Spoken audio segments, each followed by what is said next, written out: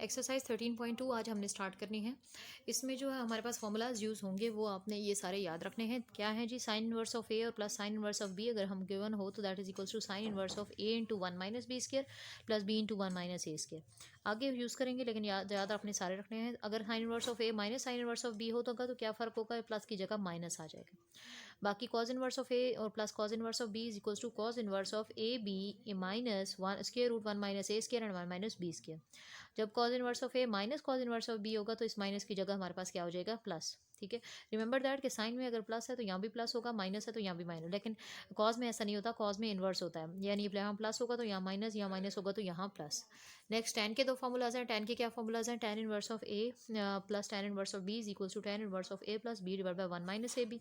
और अगर माइनस होगा तो क्या होगा, ऊपर अब प्लेट ए प्लस बी था, यहाँ हो जाएगा ए माइनस बी, नीचे था 1 माइनस ए बी तो अब क्या हो जाएगा 1 प्लस ए बी। ठीक है, अच्छा अब क्वेश्चन अगर स्टार्ट करते हैं तो क्वेश्चन नंबर 1 है sign inverse of 5/13 plus sine inverse of 7/25 को हमने इसकी इक्वल लाना है। ठीक है, हमने इन दोनों फंक्शंस को 1 बाय 1 सपोज करें। जैसे पहले हम इसको हमेशा अल्फा सपोज कर लेते थे, तो अब हमारे पास क्योंकि दो फंक्शंस हैं तो हम इनको दो वैल्यूज सपोज कर लेते हैं, अल्फा बीटा या फिर एक्स वाई कुछ भी सपोज कर लें। ठीक है, तो हम पहला वाला जो है साइन इनवर्स ऑफ 5/13 इसको मैं अगर x कह दूं, ठीक है, मैं लाइन लगा लेती हूँ कि मैं साइमल्टेनियसली दोनों को सॉल्व करती हूँ। ठीक है, और जो साइन इनवर्स ऑफ 7/25 है, ठीक है, इसको मैंने y सपोज कर लिया। ठीक है, तो अगर हम लोग क्या करें, x अगर पहले लिख लें तो ज़्यादा बेहतर है। चलें, ये x लिख दिया, ठीक है, then this is equals to y।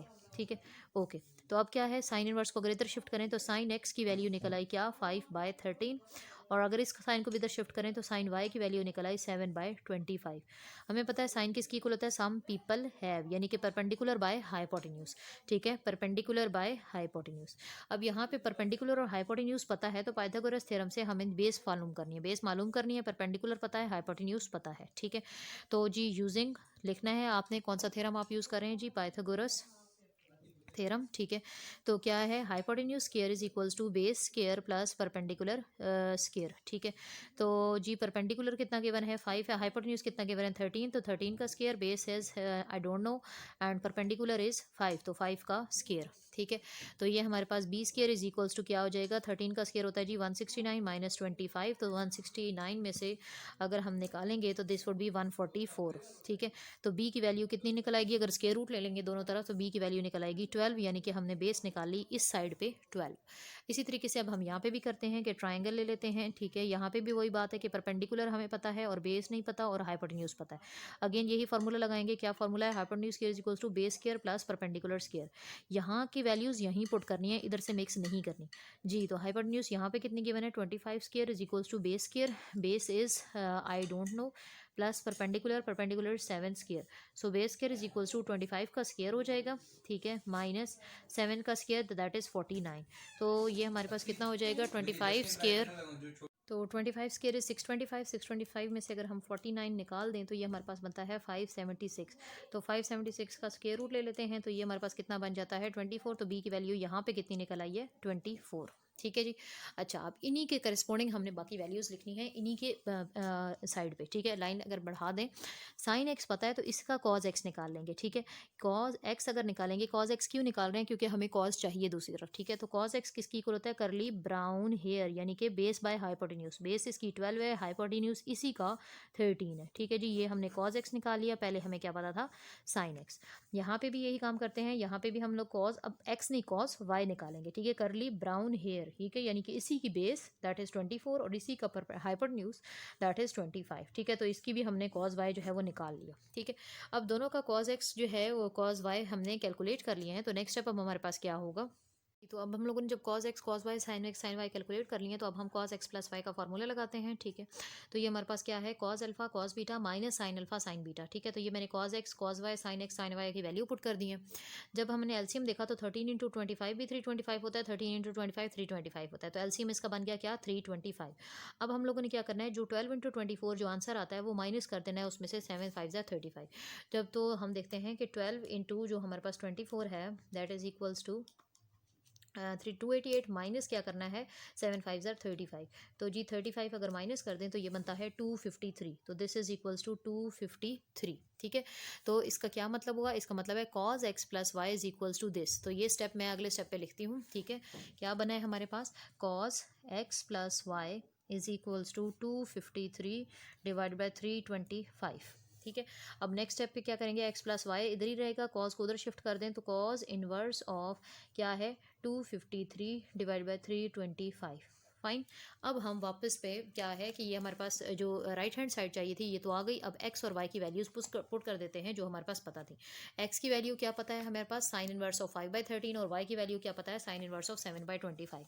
तो ये पुट करते हैं तो this is equals to sine inverse of 5/13 plus sine inverse of दूसरी क्या वैल्यू है 7/25 इज इक्वल्स टू किसकी इक्वल आ गई है, कॉज इनवर्स ऑफ 253/325। तो ये जी हमारा रिजल्ट आ गया जो हमें प्रूव करना था। ठीक है, तो आप दोबारा से देख लें इसको कि हमने क्या किया है। सबसे पहले हमें जो दो फंक्शंस गिवन होंगे हमने एक को एक्स कह के इसको एक को वाई कह के उनको साइन इनवर्स से साइन में कन्वर्ट कर लेना है। पाइथागोरस थ्योरम लगा के जो साइड नहीं पता होगी वो फाइंड कर लेंगे। अगर साइन पता है तो कॉस फाइंड कर लेंगे, साइन पता है तो कॉस फाइंड कर लेंगे।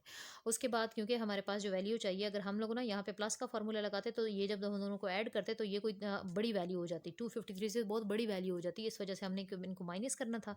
अगर माइनस करना था तो फिर हमें कॉज में प्लस वाला फार्मूला लेना था। ठीक है, तो और कॉज ही क्यों लिया है, क्योंकि हमें कॉज चाहिए। तो कॉज के दो ऑप्शंस हैं, या तो प्लस वाला या माइनस वाला। तो हमें माइनस वाला इसलिए जो है वो चाहिए था क्योंकि हमें 253 की वैल्यू चाहिए थी। अगर हमें कोई बड़ी वैल्यू चाहती तो हम यहाँ पे प्लस वाला फॉर्मूला यूज़ कर लेते हैं। अगर यहाँ प्लस होता तो यहाँ फिर क्या हो जाता, माइनस।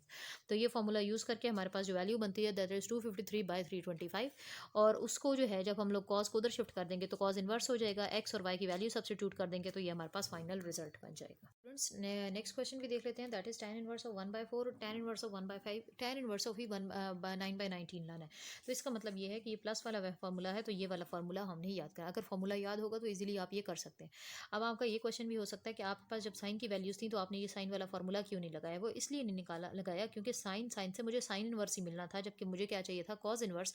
दैट इज़ वाई मुझे ये स्ट्रैटेजी लगानी पड़ी थी। लेकिन अगर मुझे tan से tan ही चाहिए तो फिर आपने क्या करना है, आपने डायरेक्टली ये वाला फार्मूला यूज़ कर लेना है। ठीक है, क्या फार्मूला है जी, तो ये फार्मूला आप लिखेंगे कि वी नो कि tan inverse of A plus tan inverse of B is equals to tan inverse of A plus B divided by 1 minus AB। ठीक है, ये वाला जो फॉर्मूला था 5th नंबर वाला ये मैंने यहाँ लिख लिया है।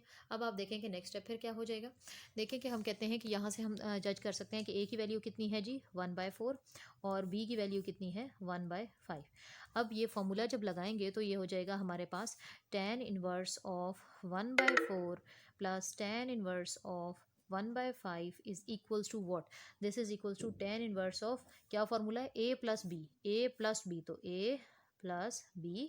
ठीक है, डिवाइडेड बाय नीचे क्या लिखना है 1 minus a b, a is 1/4, b is 1/5। ठीक है जी, तो इस तरीके से ये हमारे पास फॉर्मूला हो गया कि tan इनवर्स ऑफ ए है 1/4, tan इनवर्स ऑफ बी है 1/5। This is equals to tan inverse लिख दिया a प्लस बी, तो ये a प्लस बी करा दिया 1 माइनस ए बी।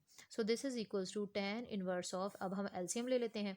एलसीएम लेंगे 4 5 ज़र कितना होगा 20 और ऊपर बनेगा 5 + 4 विच इज़ 9। ठीक है, डिनोमिनेटर की बात की जाए तो ये हमारे पास 20 एलसीएम बनेगा। 20 यहाँ पे लिखेंगे तो 20 - 1 है तो 20 - 1। ठीक है, which is 19 on the next step.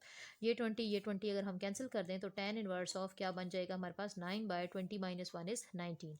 तो ये देखें यही हमारी राइट हैंड साइड है। तो this question was so much short क्योंकि डायरेक्टली हमें tan से tan ही चाहिए था, तो हमने डायरेक्टली उसका फॉर्मूला लगा लिया था। ये आपने फॉर्मूला याद रखना है।